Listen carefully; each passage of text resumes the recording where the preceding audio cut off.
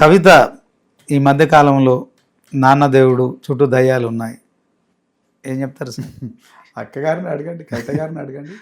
అంటే పార్టీలో ఇప్పుడు ఆమె నాకైతే అట్లా అనిపించలేదండి, మీకు ఓపెన్ చెప్తున్నా.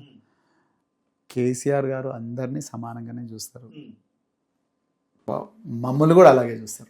Be very honest. Without appointment RS Praveen Kumar KCR గారిని కలుస్తున్నారా? వితౌట్ అపాయింట్మెంట్ ఎవరిని కలవరు. మీరు కూడా నన్ను అడగకుండా అన్నారు కదా. అవును, మీరు కూడా ఇప్పుడు నేను సో అపాయింట్మెంట్ మీరు నన్ను కలవాలి, అపాయింట్మెంట్ తీసుకుని అయినా కలవాలనుకున్నప్పుడు నన్ను కలవాలనుకుంటే నేను మా అమ్మగారిని కలవాలంటే అమ్మ నేను వస్తున్నానని చెప్పిపోతాను.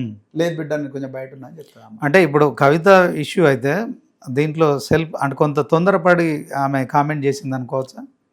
నాకైతే పార్టీలో అంత పెద్ద ఇబ్బంది ఏమనిపిస్తలేదండి. అంటే ఐ మీన్ ఆమె పార్టీ పెడతా అని ప్రచారం కూడా జరుగుతుంది, తెలంగాణ జాగృతితో కార్యక్రమాలు చేస్తుంది. ఇవన్నీ సమాంతరంగా ఎందుకు చేయాల్సి వస్తుంది? కేసీఆర్ ఏదైనా ఆపద పొంచి ఉందంటారా? ఏమన్నా అయింది ఆయనకి? లేదు, పార్టీ అద్భుతంగా ఉందండి. మునిపెన్నడు లేనంత శక్తితోని భారత రాష్ట్ర సమితి ముందరికి పోతుంది. పీడిత ప్రజల గొంతుకగా మారింది. ఎక్కడ అన్యాయం ఉంటే అక్కడ భారత రాష్ట్ర సమితి ఉంటుంది. రాబోయే రోజుల్లో భారీ మెజారిటీతోని గొప్ప ప్రజా మ్యాండేట్తోని భారత రాష్ట్ర సమితి మళ్ళీ అధికారంలోకి రాబోతున్నది. ఈ చిన్న చిన్న విషయాలు అవన్నీ జరుగుతున్నాయి. టీ కప్లు తుఫాన్ లాంటివి నాకు పెద్దగా ఇవి పెద్ద ఇష్యూస్ అని అనిపించడం లేదు.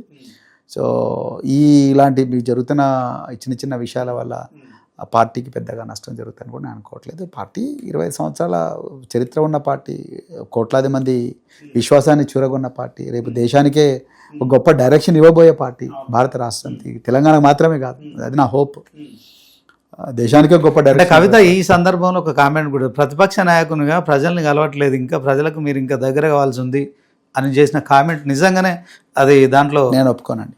నేను ఒప్పుకోను. నిజంగా భారత రాష్ట్ర సమితిలో నిరంతరం ప్రజల మధ్యలో ఉంటుంది పార్టీ. నేను కేటీఆర్ గారు లగచర్లలో ఏం పోరాటం చేసిండు ఆయన, మామూలు పోరాటం కాదు.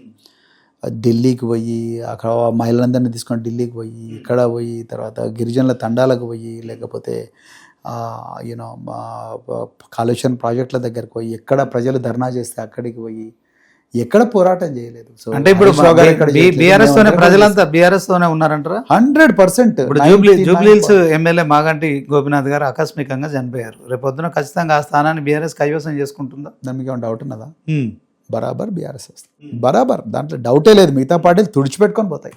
మొత్తం తెలంగాణలో ఉండే క్యాబినెట్ మినిస్టర్లు అందరూ వాళ్ళు ఏం చేసినా, మొత్తం ఢిల్లీ నుంచి ఎవరు వచ్చినా కూడా మాగంటి గోపీనాథ్ గారు చాలా గొప్ప నాయకులు. ఆయనకు ఒక గొప్ప చరిత్ర ఉంది. ఆయన బస్తీలలో పుట్టి బస్తీల ప్రజల కోసం బతికిన వ్యక్తి. ఆయనకు ఒక ఫెయిత్ ఉంది.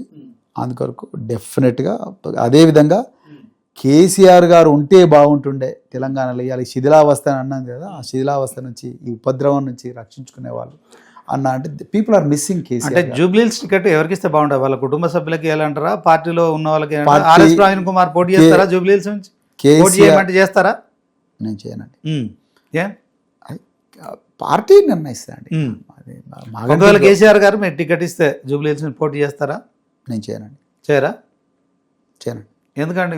మీరు ఎమ్మెల్యే అవకాశం ఉందిగా, బీఆర్ఎస్ పార్టీ గెలుస్తుందని చెప్తున్నారు. చాలామంది గొప్ప గొప్ప నాయకులు ఆ నియోజకవర్గంతో ఆ నియోజకవర్గంలో ఉన్న వాళ్ళు చాలా గొప్ప గొప్ప నాయకులు ఉన్నారండి.